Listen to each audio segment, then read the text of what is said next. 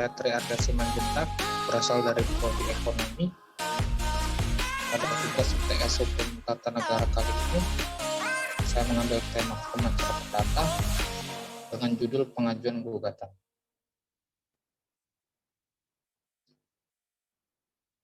Pengertian permohonan dan gugatan.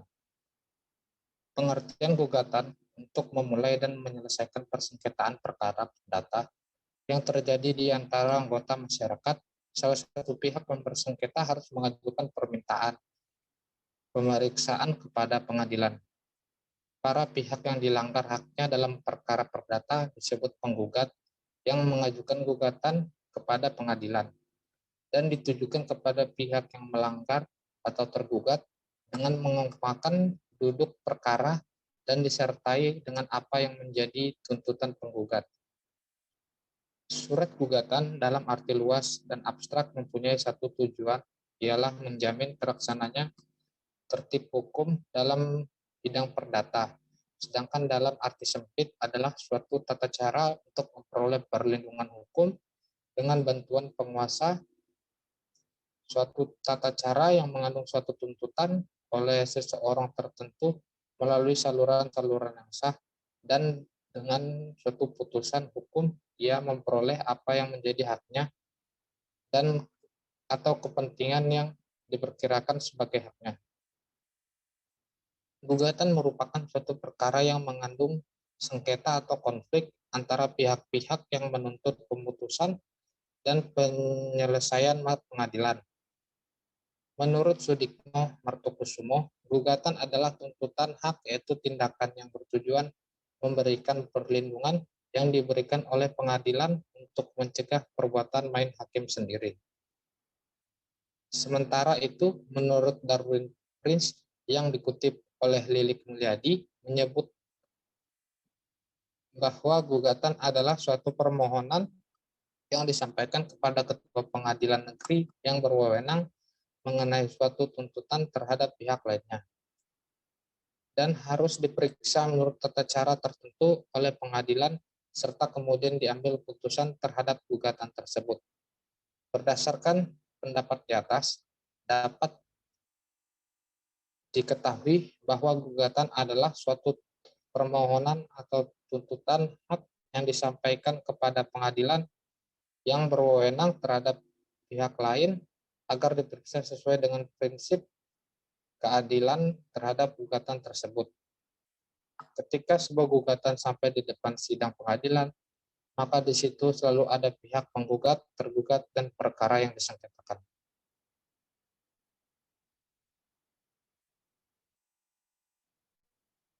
Kewenangan absolut dan relatif. Kompetensi absolut. Kompetensi absolut suatu pengadilan telah dikemukakan oleh penjelasan pasal 10 ayat 1 UU nomor 14 tahun 1970 dalam kurung yang telah diubah beberapa kali sebagai berikut. A. Didasarkan pada lingkungan kewenangan. B. Masing-masing lingkungan memiliki kewenangan mengadili tertentu. C. Lingkungan memiliki kewenangan mengadili tertentu. C. Kewenangan tersebut menjadi kewenangan absolut pada masing-masing lingkungan peradilan sesuai dengan subjek materinya. D. Oleh karena itu, masing-masing lingkungan pengadilan hanya berwenang mengadili perkara atau kasus yang dilimpahkan UU kepadanya. Secara garis besar, kompetensi absolut empat lingkungan pengadilan tersebut adalah sebagai berikut.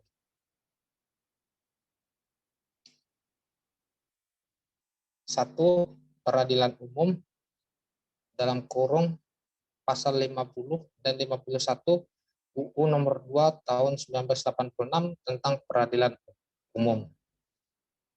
Berwenang menjadi perkara pidana dalam kurung pidana umum dan khusus, dan perdata dalam kurung perdata umum dan niaga. Peradilan agama dalam kurung pasal 49 UU nomor 7 tahun 1989 sebagaimana diubah dengan UU Nomor 3 Tahun 2006, berwenang mengadili perkara A. Perkawinan, B. Waris, C. Hibah, D. Wakaf, E. Zakat, F. Infak, G. Sedekah, A. Ekonomi syariah, I. Itsbat kesaksian Rakyatul Hilal dalam kurung pasal 52. Yang ketiga, peradilan TUN dalam kurung pasal 47 UU Nomor 5 Tahun 1986 berwenang mengadili sengketa TUN. Yang keempat, peradilan militer dalam kurung pasal 40 UU Nomor 31 Tahun 1997 berwenang mengadili perkara pidana dengan terdakwa prajurit TNI.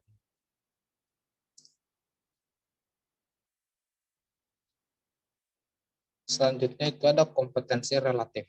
Kompetensi relatif merupakan kewenangan pengadilan untuk menangani kasus atau perkara yang berkaitan dengan tempat, lokasi, atau domisili pihak-pihak yang berperkara, atau barang yang menjadi objek sengketa. Dengan kata lain, kompetensi relatif adalah kewenangan pengadilan untuk menangani perkara sesuai dengan wilayah hukum dalam kurung yurisdiksi teritorial yang dimilikinya. Asas-asas yang berkaitan dengan kompetensi relatif yaitu A. Gugatan diajukan di pengadilan di mana tergugat berdomisili dalam kurung aktor sekuiter forum real. B. Gugatan diajukan di mana benda tetap yang menjadi objek sengketa itu berada dalam kurung forum res sitere. C. Gugatan diajukan di salah satu pengadilan tempat tinggal tergugat jika tergugat lebih dari satu orang. D. Gugatan diajukan oleh salah satu pengadilan yang dipilih atau disepakati. E. Eksepsi pada kompetensi relatif diajukan pada sidang pertama atau setidak-tidaknya sebelum menggunakan eksepsi lain. Jika waktu eksepsi tersebut telah terlewat, maka hakim tidak perlu memperhatikan eksepsi tersebut.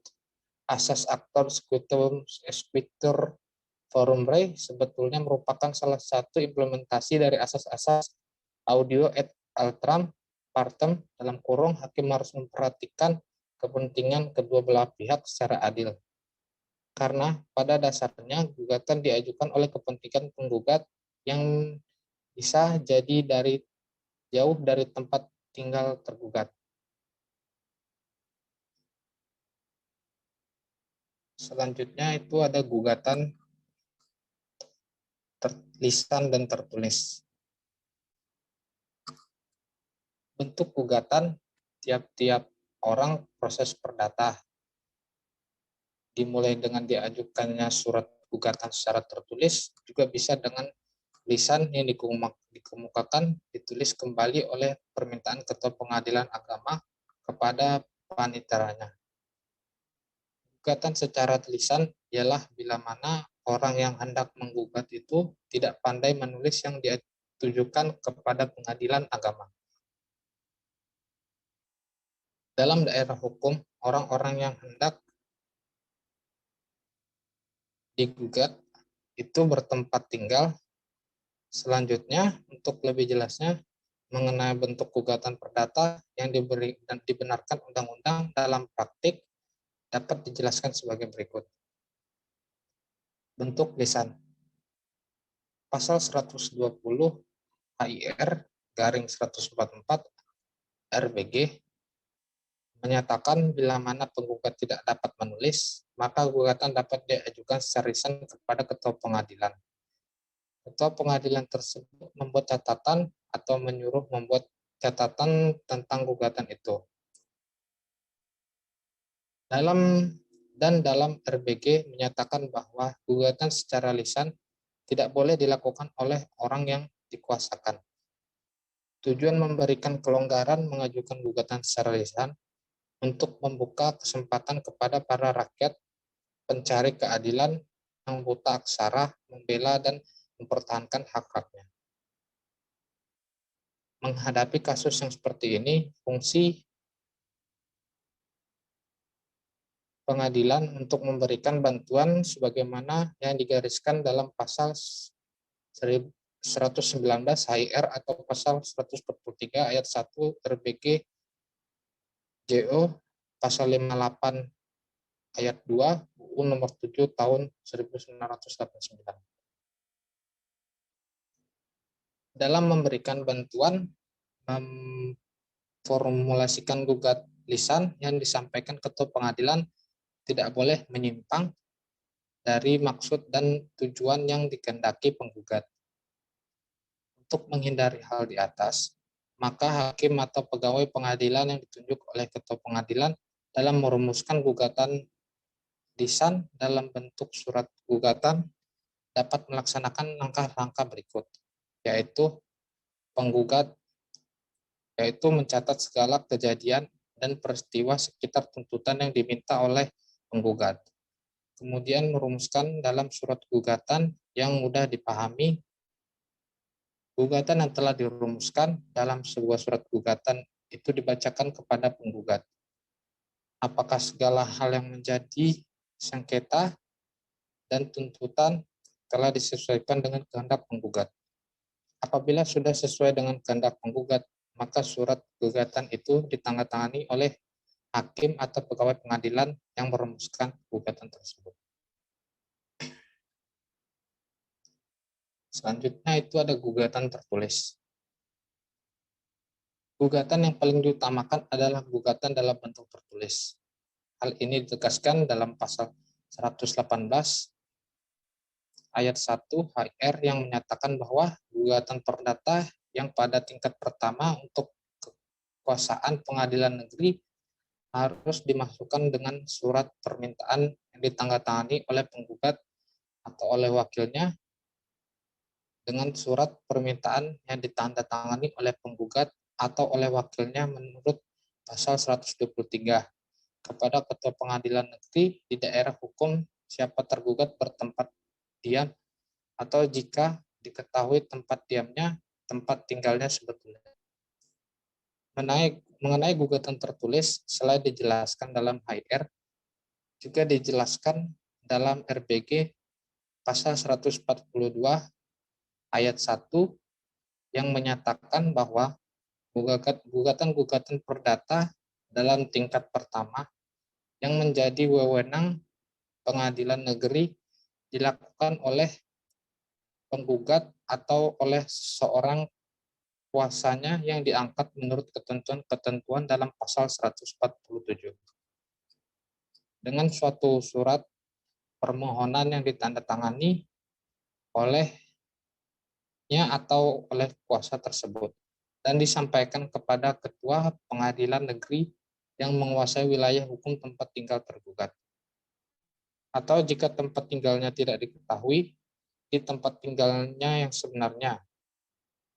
Menurut kedua pasal di atas, gugatan perdata harus dimasukkan kepada pengadilan dengan surat permintaan yang ditandatangani oleh penggugat atau kuasa. Selanjutnya itu ada pihak yang berperkara. Dalam gugatan kontentiosa atau yang lebih dikenal dengan gugatan perdata, yang mungkin berarti gugatan yang mengandung sengketa di antara pihak-pihak yang berperkara. Dikenal beberapa istilah para pihak yang terlibat dalam suatu gugatan perdata, yaitu 1. Penggugat. Dalam hukum acara perdata, orang yang merasa haknya dilanggar disebut sebagai penggugat. Jika dalam suatu gugatan terdapat banyak penggugat, maka disebut dalam gugatannya dengan para penggugat. Yang kedua itu ada tergugat. Tergugat adalah orang yang ditarik ke muka pengadilan karena dianggap telah melanggar hak penggugat. Jika dalam suatu gugatan terdapat banyak pihak yang digugat, maka pihak-pihak tersebut disebut ditergugat. 1, tergugat 2, tergugat 3, dan seterusnya. Yang ketiga itu ada turut tergugat. Pihak yang dinyatakan turut tergugat ditarik ke muka pengadilan karena dianggap telah melanggar hak penggugat. Jika dalam suatu gugatan terdapat banyak pihak yang digugat, maka yang ketiga itu turut tergugat. Pihak yang dinyatakan sebagai turut tergugat digunakan bagi orang-orang yang tidak menguasai barang sengketa atau tidak berkewajiban untuk melakukan sesuatu. Namun, lengkapnya, suatu gugatan maka harus disertakan dalam pelaksanaan putusan-putusan hakim. Pihak tergugat tidak ikut menjalankan hukuman yang diputuskan untuk tergugat, namun hanya patuh dan tunduk pada isi putusan tersebut. Yang keempat, ada intervensi penggugat atau tergugat. Pihak yang merasa kepentingan dengan adanya perkara perdata yang ada dapat mengajukan permohonan untuk masuk dalam proses perkara perdata tersebut yang lazim sebagai intervensi. Intervensi adalah suatu perbuatan hukum oleh pihak ketiga yang berkepentingan dalam gugatan tersebut dengan jalan melibatkan diri atau dilibatkan oleh salah satu pihak dalam suatu perkara perdata yang sedang berlangsung. Pihak intervensi tersebut dapat berperan sebagai penggugat intervensi ataupun sebagai tergugat intervensi. Menurut pedoman teknis administrasi dan teknis peradilan perdata hukum dan perdata khusus yang dikeluarkan oleh Balitbangdiklat Hukum Mahkamah Agung RI 2007, dalam hal pengikut serta pihak ketiga dalam proses perkara yaitu fighting. Intervensi dan waring tidak diatur oleh HIR atau RBG. Tetapi dalam praktek ketiga lembaga hukum ini dapat digunakan dengan berpedoman pada RV, yaitu berdasarkan pasal 279 RV dan pasal 70 RV, serta sesuai dengan prinsip bahwa hakim wajib melakukan pemeriksaan baik dalam hukum materi maupun hukum formil. Berikut ini penjelasan 3 macam intervensi yang dimaksud, yaitu 1, fighting dalam kurung menyertai, adalah ikut sertanya pihak ketiga untuk bergabung dengan penggugat atau tergugat. Dalam hal permohonan fighting, hakim memberi keputusan kepada pihak untuk menanggapi, kemudian memutuskan putusan selah, dan apabila dikabulkan, maka dalam putusan harus disebutkan kedudukan pihak ketiga tersebut. Intervensi yang kedua itu ada intervensi atau Tusenkoms dalam kurung menengah, adalah ikut sertanya pihak ketiga untuk ikut dalam proses perkara tersebut berdasarkan alasan adalah kepentingannya yang terganggu. Intervensi diajukan karena pihak ketiga yang merasa bahwa barang miliknya disengketakan atau diperebutkan oleh penggugat dan tergugat. Kemudian permohonan intervensi dikabulkan atau ditolak dengan putusan selah. Permohonan intervensi dikabulkan, maka ada 2 perkara yang diperiksa bersama-sama, yaitu jika gugatan asal dan gugatan intervensi. Yang ketiga ada waring dalam kurung ditarik sebagai penjamin, adalah tanggung jawab pihak ketiga untuk bertanggung jawab kepada penggugat. Waring mengajukan sesuatu permintaan dalam proses perkara oleh tergugat secara lisan atau tertulis. Setelah ada permohonan waring, hakim memberi kesempatan kepada pihak untuk menanggapi permohonan tersebut. Selanjutnya, putusan yang menolak atau permohonan tersebut, bila permohonan ditolak, maka putusan tersebut merupakan putusan akhir yang dapat diajukan banding. Tetapi, pengirimannya ke pengadilan tinggi harus bersama-sama dengan perkara pokok. Jika perkara pokok tidak diajukan banding, maka dengan sendirinya permintaan banding dari intervenim atau pihak intervensi tidak dapat mengajukan dan bersangkutan putusan tersebut merupakan putusan sela yang dicatat dalam berita acara persidangan dan selanjutnya pemeriksaan perkara dengan menggabungkan intervensi ke dalam perkara pokok. Di dalam suatu gugatan perdata, orang yang bertindak sebagai penggugat harus orang yang memiliki kapasitas yang tepat menurut hukum. Begitu juga dengan menuntut pihak tergugat.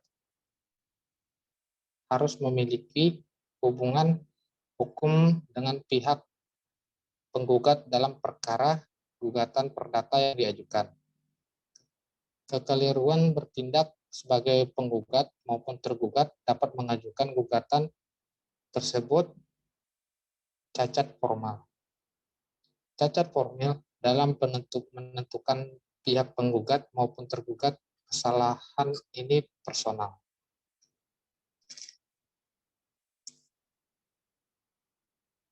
Selanjutnya itu ada perwakilan yang dapat bertindak sebagai kuasa atau wakil dari penggugat atau tergugat atau permohonan di pengadilan. 1. Advokat dalam kurung sesuai dengan pasal UU pasal 32 UU nomor 18 tahun 2004 tentang advokat penasihat hukum, pengacara praktik, dan konsultan hukum yang telah diangkat pada saat Undang-Undang Advokat mulai berlaku dinyatakan sebagai advokat. Yang kedua itu jaksa dengan kuasa khusus sebagai kuasa atau wakil negara atau pemerintah sesuai dengan UU nomor 16 tahun 2004 tentang Kejaksaan RI pasal 30 ayat 2. Yang ketiga itu ada Biro Hukum Pemerintah atau TNI atau Kejaksaan RI. Yang keempat, direksi atau pengurus atau karyawan yang ditunjuk dari suatu badan hukum. Yang kelima, mereka yang mendapat kuasa ditetapkan oleh Ketua Pengadilan, Hubungan Keluarga, Biro Hukum Perkara-perkara yang menyangkut TNI atau Polri. Insidentil yang misalnya LBH, TNI atau Polri untuk anggota atau keluarga. Yang keenam itu ada kuasa insidentil dengan alasan hubungan keluarga atau saudara atau semanda dapat diterima sampai dengan derajat ketiga yang dibuktikan surat keterangan kepala desa atau lurah. Kuasa atau wakil harus memiliki surat kuasa khusus yang harus diserahkan di persidangan atau pada saat mengajukan gugatan atau permohonan. Surat kuasa khusus harus mencantumkan secara jelas bahwa surat kuasa itu hanya dipergunakan untuk keperluan tertentu. Dengan jelas disebut antara A sebagai penggugat dan B sebagai tergugat. Misalnya dalam perkara waris atau hutang, piutang tertentu dan sebagainya. Apabila dalam surat kuasa tersebut disebutkan bahwa kuasa tersebut mencakup pula pemeriksaan dalam tingkat banding dan kasasi, maka surat kuasa khusus tersebut tetap sah berlaku hingga pemeriksaan dalam kasasi tanpa surat kuasa kasasi tanpa diberlakukan suatu surat khusus yang baru dan kurung lihat SEMA nomor 6 tahun 1994. Permohonan banding atau kasasi yang diajukan oleh kuasa 1 wakil dari pihak yang bersangkutan harus dipimpin dengan surat kuasa khusus untuk mengajukan permohonan dibanding atau kasasi, atau dilampirkan surat kuasa khusus yang dipergunakan di pengadilan negeri yang telah menyangkut pula pemberian kuasa untuk mengajukan permohonan banding atau kasasi.